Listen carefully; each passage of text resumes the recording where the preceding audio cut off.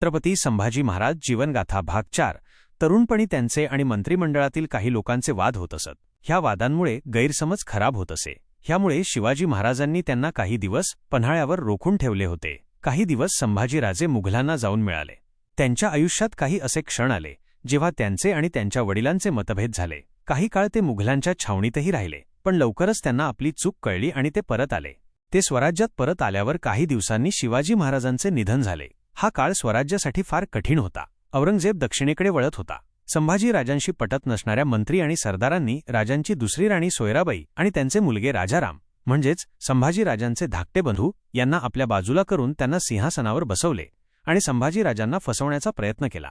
संभाजी राजांनी या बंडाचा बंदोबस्त करत राज्यकारभार आपल्या हातात घेतला. ते स्वराज्याचे दुसरे छत्रपती झाले. त्यापुढचा 9 वर्षांचा काळ हा फार खडतर होता. मुघल, पोर्तुगीज, सिद्दी, आदिलशाही अशा अनेक शत्रूंना त्यांना तोंड द्यावे लागले, पण ते कुठेही कमी पडले नाहीत.